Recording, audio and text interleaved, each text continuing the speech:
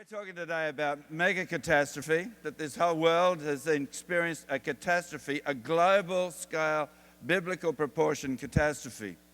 And the thing is, most people don't see it, most geologists don't see it, because they're working from a philosophy which is deliberately designed so they don't see it. They've got their eyes shut to it. And we mention James Hutton and the significance of his ideas, which have been picked up and are being run with today. And one of the things that he wrote in promoting his philosophy is that just to explain things in the past, no powers are to be employed that are not natural to the globe, no action to be admitted except those of which we know the principle. Of course, the problem is we don't know everything. And what say things happen in the past of which we don't know the principle? Then, of course, we're going to be totally misled. But out of this philosophy comes the geological time scale. And I put up a chart yesterday which had that time scale on it in the form of a big table. But it's presented in various forms. This is another way in which the time scale is presented. Of course, it goes back so far on the Earth to 4.6 billion years that they curl it up in a spiral and travel around the geologic column in this spiral over millions of years. And that's one way in which just to give the impression, to give people the concept of unimaginable time, which is that supposedly comes out of that philosophy. And Derek Eger, I mentioned Derek Eger, he's very quotable. And in his book called The New Catastrophism, he says here that just as politicians rewrite human history, so geologists rewrite Earth history. Most people think that geologists are discovering things which are objective, which are based on observation, which are agreed. But here's one geologist who makes it clear that it's very subjective, just like politics. It depends on which party you belong to. And he says for a century and a half, the geological world has been dominated, one might even say brainwashed, by the gradualistic uniformitarianism of Charles Lyell. And that is true, that this particular philosophy was so strident that anybody that dared contradict or propose something which showed any form of catastrophism was ostracized and didn't get any promotions. But things started to change. In the early 1900s, there were some things which were discovered which pointed to catastrophe, and I'll mention that later. But in the 1960s, there was a fellow by the name of Eugene Shoemaker who did a Ph.D. on meteorite impacts and the Arizona Meteor crater. And as a result of his work, the idea that things could happen on Earth which by processes which were not natural to the globe, which did come from outer space, and that got traction, and it's now widely accepted that these things can happen. So these are some of the chinks which have appeared in Lyell and Hutton's ideas of uniformitarianism. So you've got the Arizona crater, you have the Wolfe crater in Australia, and many craters all around the world. As a matter of fact, Shoemaker was investigating craters in Australia, and when he died, he was believed that it was travelling in the outback of Australia. He's travelling along a road, and there was oncoming car, vehicle, and he went to the American side of the road, and very sadly, he was killed in that accident. Derek Eger, as I've mentioned him a few, he's written a book called The Nature of the Stratigraphical Record and The New Catastrophism, two of the ones which have helped to bring about a resurgence of catastrophe in mainstream geological circles, but the timescale of millions of years is still entrenched. And so it's the geologists, the mainstream geologists, who've got the problem these days because they've got catastrophe over millions of years, which doesn't make sense. It's a contradiction in terms. So when we talk, what the Bible actually gives us a way of understanding catastrophe on the earth, the mega catastrophe. And I mentioned yesterday a little bit about the biblical worldview and how to understand geology from that point of view. You start with the timeline of biblical history, the timeline which is based on what people observed, what people who were there have written it down. And when you look at this timeline, as you think about and read what the Bible says happened in history, you think about the consequences of that for geology. And most things recorded in the Bible had very little impact on the geology of the earth. But there were two main events. One was creation, when the whole of the earth was created in 6 days, as the Bible describes. And the other one was the global flood, where the whole of the world, there was a remaking. The whole of the world was reformed at that time. And so we can draw a timeline highlighting the two significant geological periods, creation and the flood. And then we can turn the timeline up. There's a time scale. You've got the period between the flood and creation going back there. It's the pre-flood era when people lived on the earth, and the Bible describes a little bit about the technological capabilities of those people. And then after the flood, the post-flood era. And we can draw alongside this what you could call a rock scale, which indicates the amount of rocks that we find on the earth. And so, as we envisage this as a hypothetical, it's no different from a physicist drawing up a hypothetical diagram and says, consider the situation where, and they draw this thing up and then make conclusions from it. So here we've got the creation event forming rocks which were formed during creation period, a large quantity of rocks. Pre-flood era, very few rocks were formed, because the processes would have been similar to today. The flood event, the major catastrophe, you've got the flood rocks, and then in the post-flood era, then there would not be very much compared to the flood. So you've got this rock scale. And we can divide it up a little bit more, and we're just looking at the flood period. There you can say, well, there was a period where the waters were rising during the flood. As the waters were coming up on the earth, the Bible describes that. The waters prevailed and they increased till every high mountain was covered. And then there was a period when the waters were going down, when they were receding. And the Bible describes that as well. It talks about the waters receded and Noah was in the ark trying to figure out when the land would be dry, releasing the raven, releasing the dove. So there's the recessive stage. So the inundation involves deposition of sediments. The receding stage involves the erosion of landscapes. And we can add another one, and it is helpful actually. And so just looking at the recessive stage, there was a period when the whole world was covered in water and the waters were receding, and then they were reduced into very large channels. And so we've got this little model here.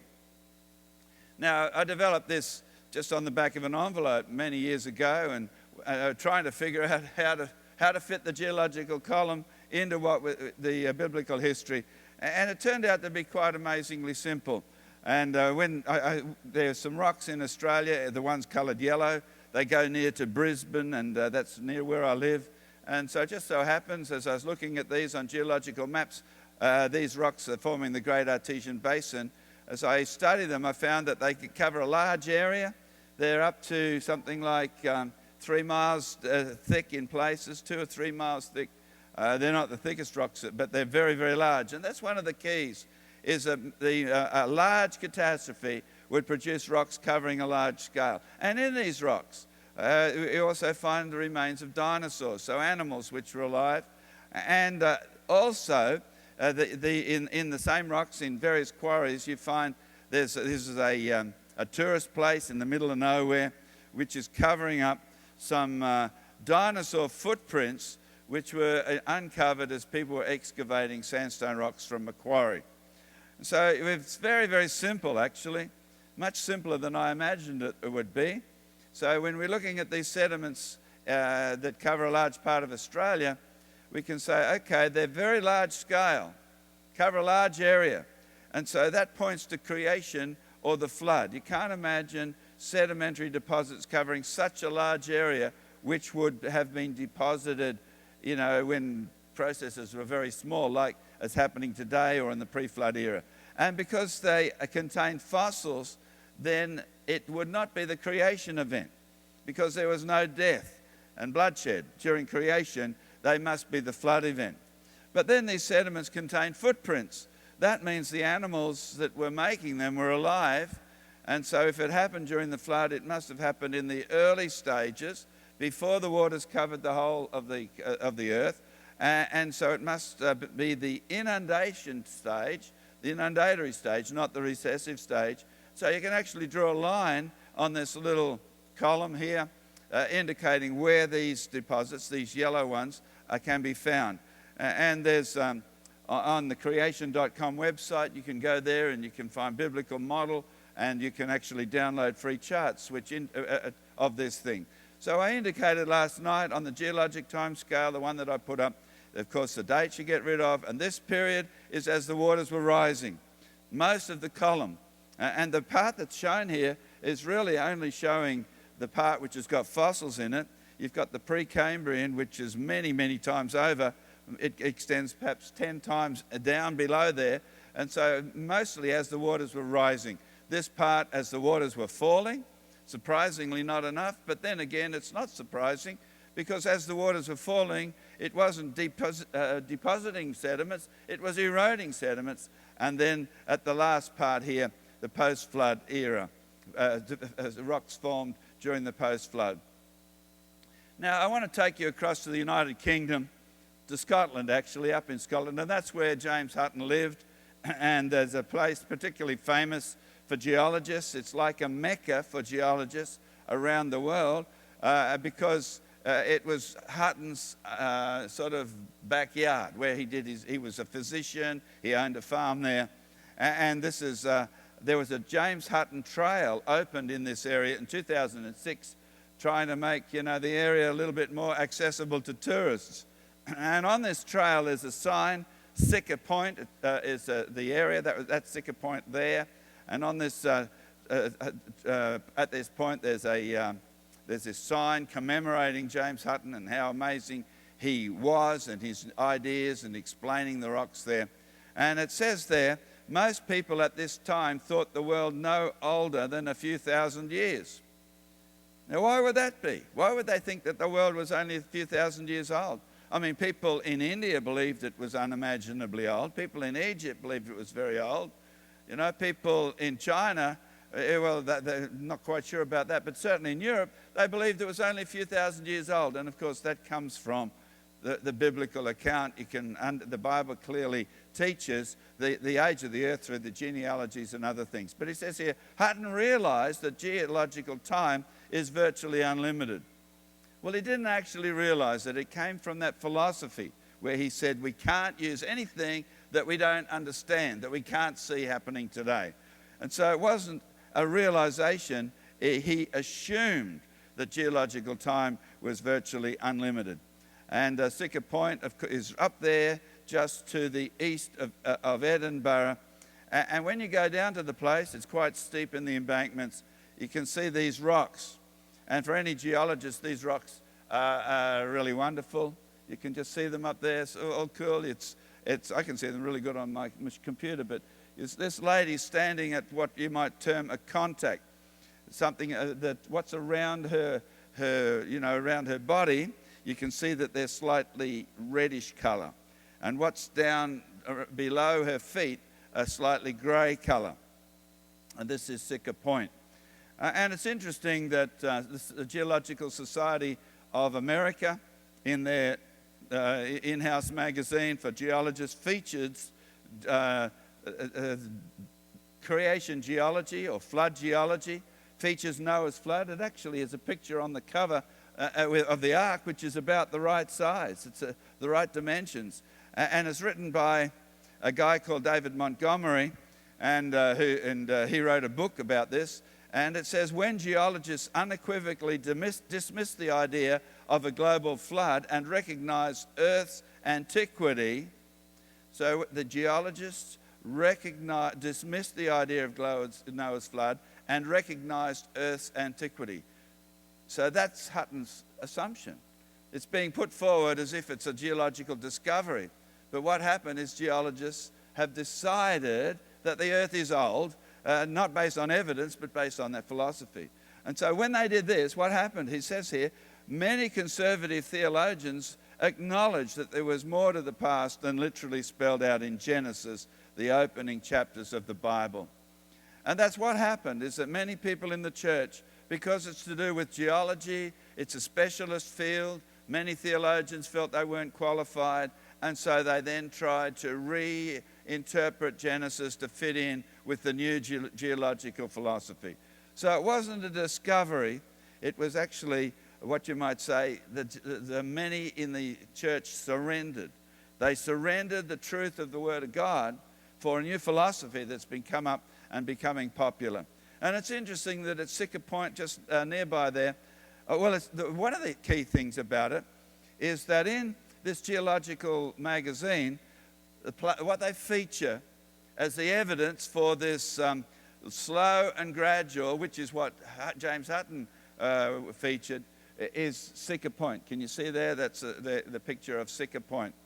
And it's also interesting that in the area, there's the ruins of the nearby St. Helens Chapel, which I think is quite iconic as to what's happened with the new geological philosophy has sort of led to the waning of the church in the West. So Siccar Point, Hutton's unconformity at Siccar Point.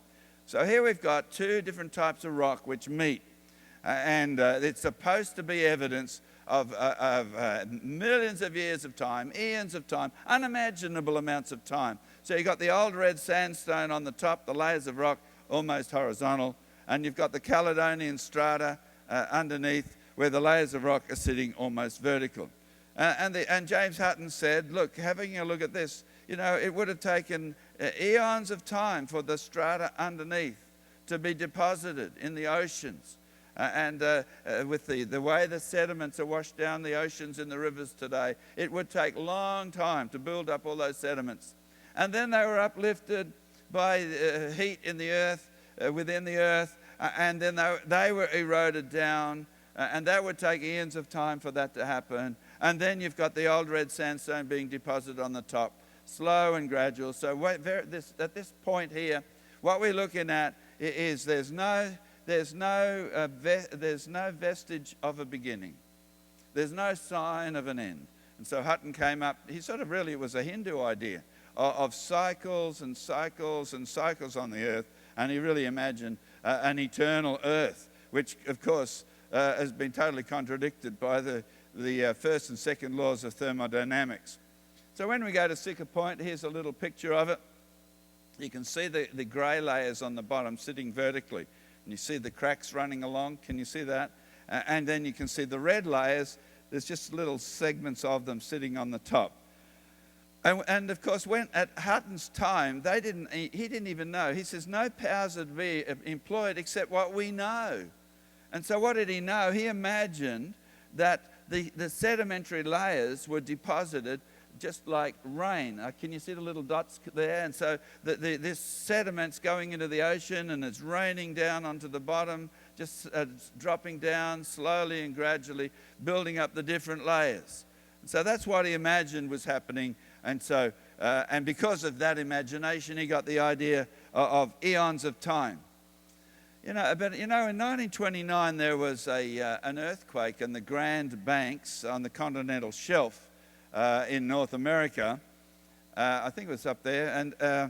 And what happened was part of the continental shelf suffered an underwater avalanche. And you can see there, this underwater avalanche. Can you see it? It's brown rocks there. And part of the continental shelf fell away, and it slid right across the bottom of the ocean basin, ocean floor, and it came across as sediment and mud and sand mixed in with water. So it was heavy, and it slid across just like 100 kilometers an hour. And they call it a turbidite or a turbulence flow. And so these turbidites, it actually, as it went across the ocean floor, this turbulent flow intersected a number of telephone cables going across the ocean, and they were broken, and the time that they were broken was recorded. And when this was later analysed, some people put two and two together and came to the conclusion that it was this underwater avalanche which had broken these cables and came up with the idea of turbulent flow, turbidites, and as I say, up to 100 kilometres an hour. And so So this is the first chink in the armour of uniformitarianism, is that these things, 100 kilometres an hour is not slow and gradual, and turbidity current deposits. And so the idea is you get this water that's full of this sediment, the sand and mud, running across the ocean floor.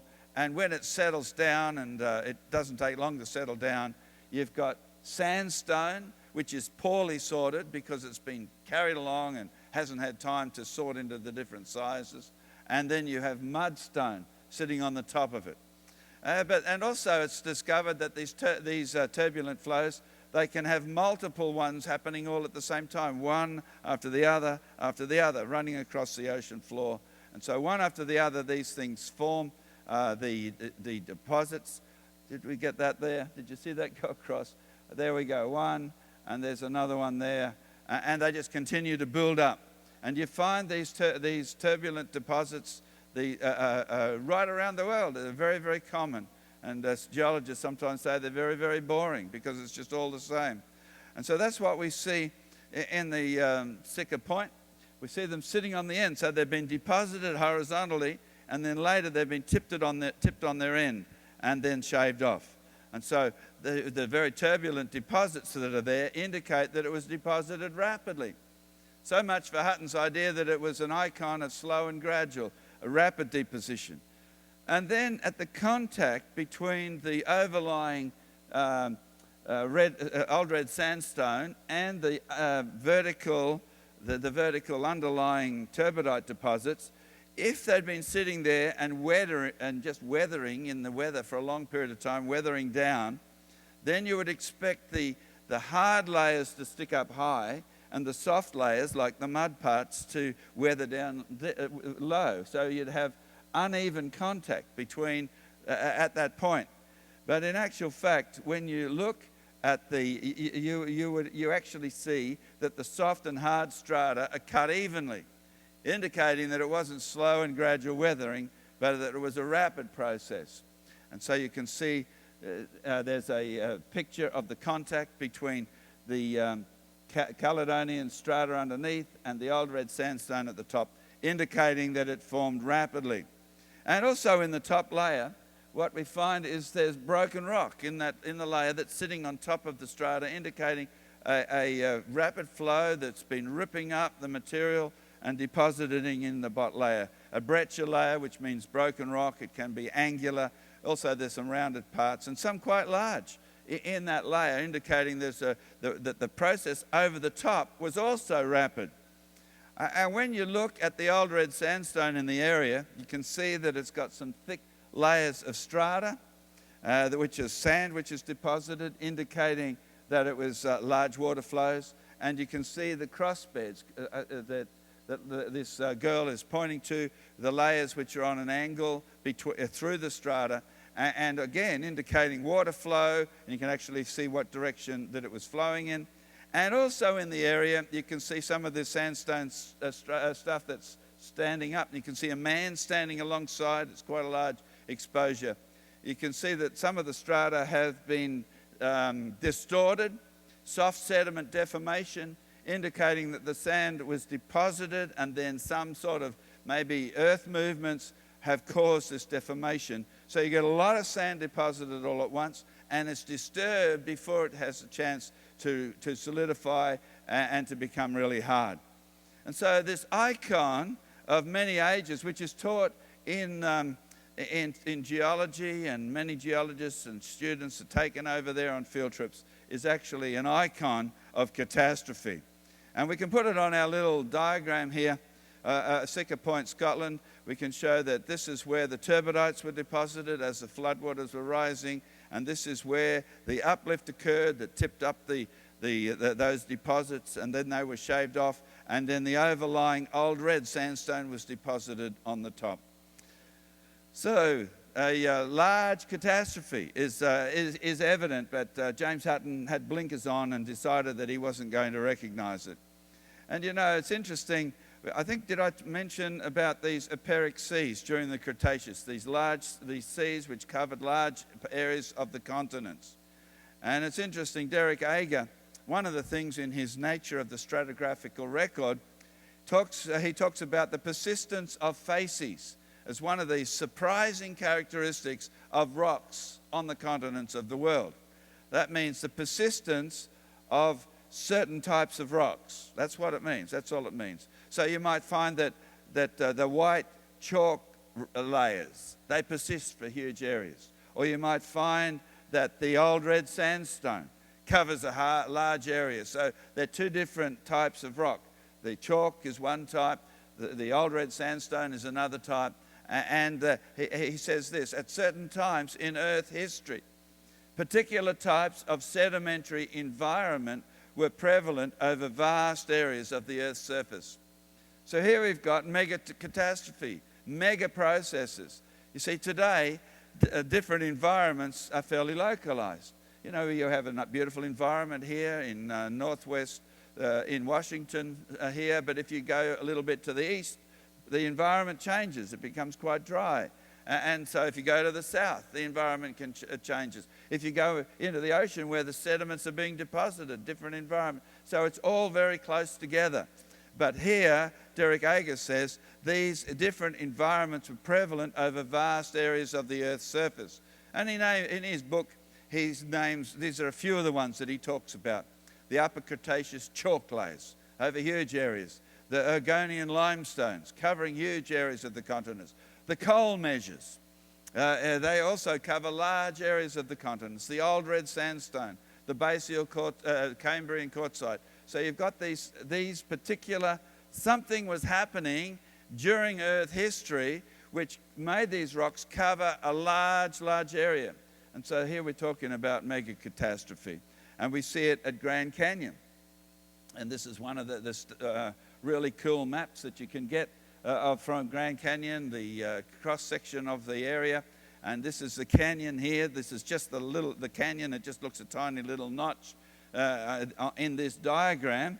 And I've only included part of the diagram. And the diagram is vertically exaggerated, so you can see it. But you can see this is the plateau over on this side. But you can see the strata here that are going right across the landscape. The strata, and they're exposed in the canyon, they're eroded in the canyon, and then they continue on the other side. So they go for hundreds of miles. And so you've got the Coconino sandstone, you have the Hermit shale. So these different types of rock, the different kinds of rock, persist for huge distances. And of course, that is what Derek Ager noted. And it's so unusual compared with the situation on the Earth today. But it's not unusual when you think about mega catastrophe, a global flood, which covers the whole of the continents. And so you see these widespread sedimentary layers covering a huge area. The same thing happens in Australia. You've got this is the inland sea in Australia. On one of our secular websites, it's given a name, the Eromanga Sea. It basically covers this area of sedimentary rock in this area here, and the depth of it, miles deep.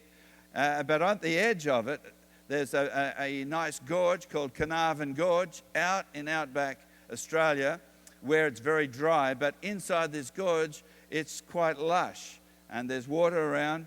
And it's right at this point here where these sedimentary layers, the yellow ones, intersect with some other sedimentary layers. And at that point, that's where this gorge is found. And these people are sitting on a sort of a high point, and behind them is where the gorge is. So the gorge goes back behind them.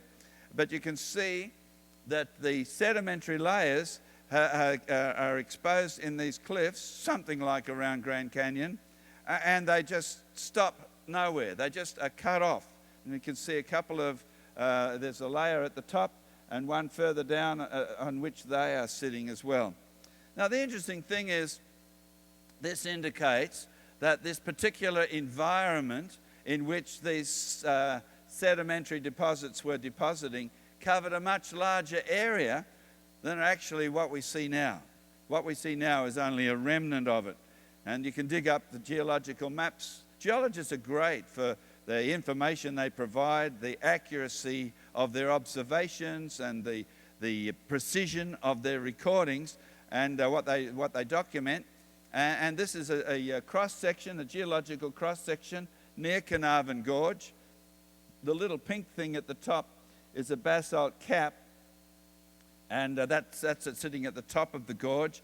And the two young men, the people that you saw in the previous diagram, they're sitting on the little point which has got like RE. See where that RE is there? That's where they're sitting on that point. And so what we find here, we can see just how the sediments have been folded. So that's one depositional basin, and they've been eroded. And also these other sediments, dinosaur rocks, that's J is for Jurassic, they're Jurassic rocks, and they are actually eroded away. And so there's something has eroded vast amounts of sediment, sedimentary layers, these rocks from the continent. And this is an example around the world of the erosion that happened, and it fits in with the mega catastrophe of Noah's flood as the floodwaters were receding. So as they were receding, they eroded the surface of the continents. And so when we look at these sedimentary layers, that's just a remnant of what was deposited at the end of the flood, or as the floodwaters were reaching their peak. And it covered, as the Bible says, every high mountain, every high hill under the entire heavens were covered. And so this would have included sediments around here, but they have subsequently been eroded away. Now, in the middle of our country, there's a famous rock called Ayers Rock. It's also the local indigenous name is Uluru. It's a sedimentary rock, and it actually extends for a long way underground. And people travel from all over the world, and they come in their coaches and sit out at sunset to watch the sun on the Ayers Rock as it goes down. Now, it's interesting that these sedimentary layers are made of a sandstone, there's a number of features about it which point to catastrophe, that it was laid down catastrophically. One is the fact that the material, the various grains of sand, that it's composed of, is of large and small grains mixed together, what's called poorly sorted, and that indicates that there was not a lot of time for movement of water to sort the grains into their different sizes. Rather, it points to rapid erosion, transport, and deposition. So that's the grain size being poorly sorted. Another thing is that the grains are angular, again indicating that they were not rolled around and into sort of rounded grains, but again rapidly deposited. And a third thing is that the grains not only include quartz, but they include some feldspar, which is broken down when it's exposed to the environment, and yet this rock is nicely exposed and it's still there.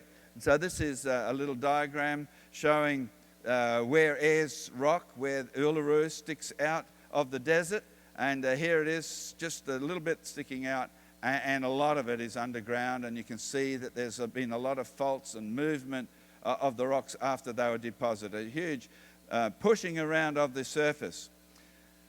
And not far away from there, where this rock is exposed, just within a 20-minute drive, you can see these rocks from Ayers Rock.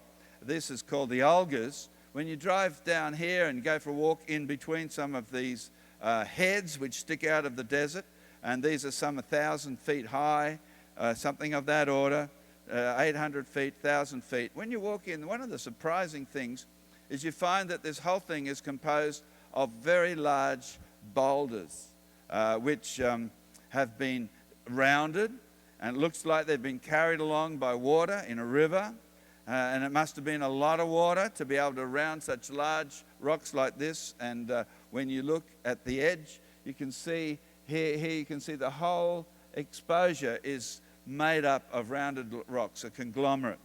And not only are they just rounded, but they all tend to point in the same direction. You might be able to see that they have a certain orientation, and so that the geologists call this imbrication, and it gives an idea of the way the water was flowing. And again, this points to a lot of water, and it points to a high energy, and very thick deposits depositing this stuff. So we're talking about mega catastrophe and covering a large area. Now, in that area where these two tourist icons are found, it's a little basin, they call it, an Amadeus Basin, which is,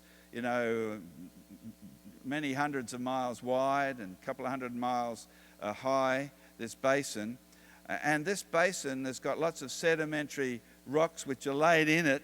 And you can look again up a normal geological map which is available, and you can see that the sedimentary layers run along and then they're tipped up vertically. Can you see that? So there's been a lot of energy, a lot of movement which has tipped these things up, and you can see that the layers of rock are fairly flat, fairly even, and then tipped up. And where they're tipped up and they're exposed, and you drive through the countryside there, well, that's where you can see how they've been shaved off. A lot of material has been shaved away, and the countryside is quite flat, pointing to something which has taken these things off.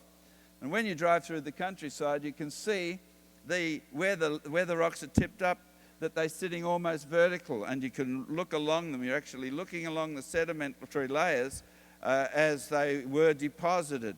So in the Grand Canyon, you look at the sedimentary layers, and they are running horizontally for long distances. But in this particular area, the sedimentary layers have been tipped up, and they're running in straight lines for long, long distances. Now, the interesting thing is when you look at some of these layers, there's a sediment which is composed of sand that's been welded together or cemented together with quartz, forming a quartzite. It's called the heavy tree quartzite. And can you see it forms various layers, and you can see that the quartzite has got these cross beds in it, indicating that it was deposited under flowing water, and that's the thickness of the strata. And this little diagram indicates something as to how it forms. So if we look at there's three layers shown here, but if we look at the one in the middle, it indicates that these sedimentary layers, they can be anywhere between 1 meter, that's 3 feet, anywhere between 1 meter and 30 feet thick, which is an enormous amount of sediment to be deposited. So that's the first thing. There's a lot of sediment which has been brought in, and for it to be brought in, and it's amazingly, the geologists describe it as being water deposited. And so that means the water would have covered a huge area to be so energetic to bring this material in. And you can see how the cross beds come down in a nice S shape. Can you see that? But you can see some of the beds, which is a little diagram, it's a cartoon. Some of the beds actually come up and they're turned over. Can you see those ones? They're turned over towards your right-hand side. They're turned over, and they're called recumbent beds or overturned beds. So what it indicates is the water was flowing through so rapidly, depositing the sediment, that the water was tipping the beds over because it was flowing so rapidly. And so we'd look at this heavy tree quartzite. It was deposited from very wide flowing rivers. So you got a lot of water flowing across the countryside. It was delivering an abundant amount of sediment into the area to be able to deposit such thick layers. It was a huge, flat, shallow, subsiding basin in which it was depositing. And so the water level was increasing. Sounds a little bit biblical to me.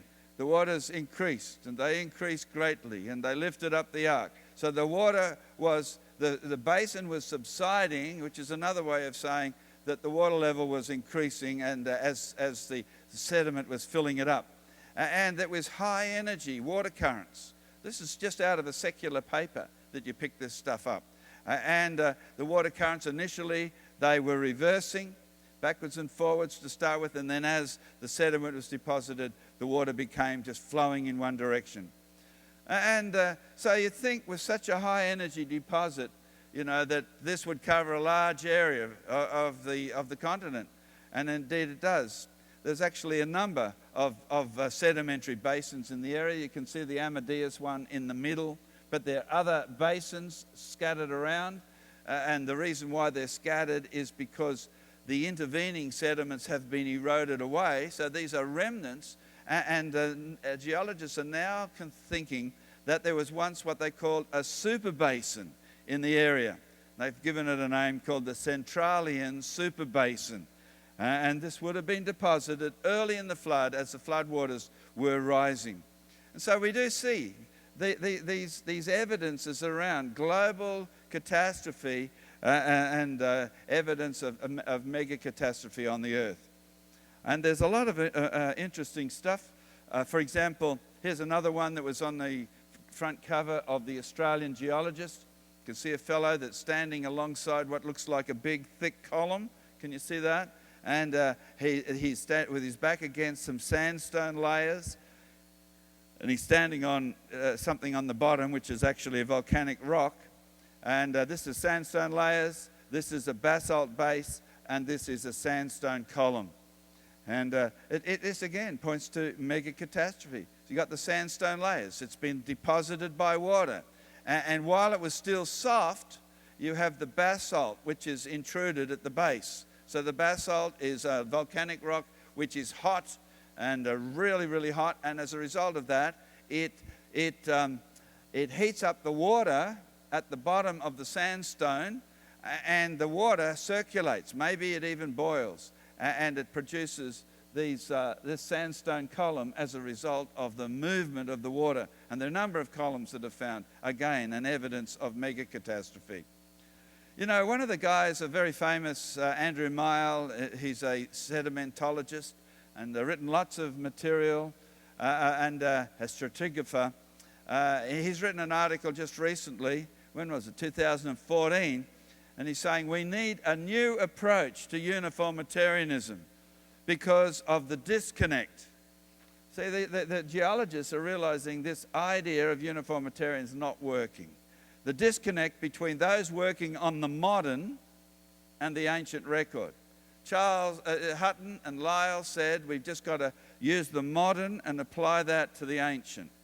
And here's these people working in sedimentary stuff. They've been doing it all their lives. They're saying there's a disconnect between the two. The modern doesn't seem to describe the ancient. And that's what biblical geologists have been saying for decades. They've been saying that, and they've been saying it since the time of Lyell. The scriptural geologists have been saying it, and they're saying it won't work, and the Bible's accurate, so what you're proposing is not right.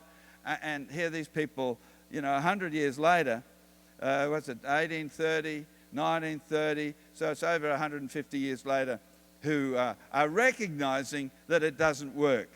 And he goes on to say this: it could be argued that the analog method on which modern sedimentology is based is no longer a satisfactory foundation for research into long-term geological processes. So you see, the field is wide open for any young person, with a bit of information, a bit of curiosity, to be able to get involved in research, because they've been on the wrong track for over 150 years. And with the growth in creation associations around the country, the stage is set for a change in thinking. And the young people here, you'll be the pioneers to carry it on. And it'll be great to see what you achieve. There's the Yosemite, the national park. You've got, it's very famous for its granite outcrops, these huge granite cliffs, and there. And the interesting thing is, again, with granite, the old slow and gradual idea. And one of the ideas is that granite comes up through the crust of the earth a little bit like a lava lamp. Familiar with a lava lamp? You turn it on, the wax melts, and it comes up in blobs. And so that's the idea of granite. Think of a lava lamp.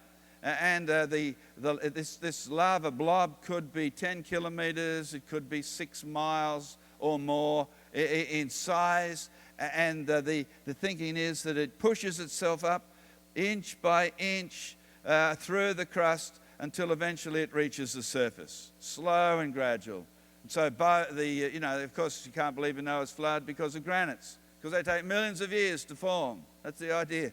But there's a new articles have been published recently, new researchers. This Clemens, he wrote an article in a whole theme of the Geologists Association of London. He said, granites and granitic magmas, strange phenomenon, new perspective on some old problems. One thing about geologists, uniformitarian geologists, there's no shortage of work because the old problems persist and they never seem to be able to solve them. But he says, in fact, just about everything that was taught as recently as 10 years ago about granitic magmatism has been turned on its head. So when did he write this? 2005. Okay, just 10 years ago. We're all on the wrong track. It's all been turned on its head. And so the idea is that rather than coming up in these great big blobs, it's to do with fractures in the Earth's crust. And a fracture occurs, it could be 2 meters, 6 feet, 10 feet, and through these fractures comes the molten magma, the granitic magma, and it comes to the top, towards the surface, and it pools there in great big magma chambers towards the surface. So 2 meters, 6 feet, 10 feet, something, it's a narrow crack compared with kilometers. And this idea has been turned on its head. Clemens goes to say this, that ascent rates, how long it takes the magma to come up, it's millions of years, according to the old idea. He said ascent rates could be anywhere between 5 hours and 3 months. Well, certainly the 3 months is too long for biblical geology, but 5 hours sounds good to me. And he says such rapid ascent rates are clearly negligible on the scale of geological time. So you see, granitic magmas and granitic emplacement now is in the realm of the catastrophic. So here we've got deep in the earth. This is it's sort of a little diagram. So you've got this great area down the bottom where the magma has melted. It's sitting tens of kilometers, tens of miles below the surface. And to start with, there's partial melting of the mantle and the crust of the earth. So this partial melting happens rapidly. And then we get the separation of the molten liquid magma from the remaining residue of rock. And then you've got the ascent rates, transport to the surface, happens in hours. And then you've got the pooling of the magma in magma chambers, accumulation, happens quickly. And there's lots of evidence for it forming quickly and signs of the patterns of it. And crystallization, it doesn't take millions of years, it happens quickly because of the cooling from the top of the magma chamber, which is only narrow, shallow, it's not thick, not a great big, and so it happens quickly. And Clemens goes on to say, experimentally measured rates indicate that a 5 millimeter crystal of plagioclase could have grown in as short a time as 1 hour. I mean, this is radical, isn't it? And he goes on to say, because of the millions of years, he says, people have been studying granites, have been sort of lulled into a false sense of time, and they've missed the evidence, but probably no more than 25 years. Well, I'd go for the hour, so you've got these crystals which form rapidly. And so to understand granites, it's to do with catastrophe on the earth. And so the movement of the earth's crust, and whether it was the breaking of the fountains of the deep, or whether it was the movement of the crust and the ongoing processes of the flood, you get the generation of the magma due to the movement and pressure, which causes the magma to rise to the surface and then fill these vast magma chambers as the flood waters were rising on the earth. And then, as the waters were flowing off the earth, the material that's above it is eroded away. And so we end up with these amazing granite landscapes around the world.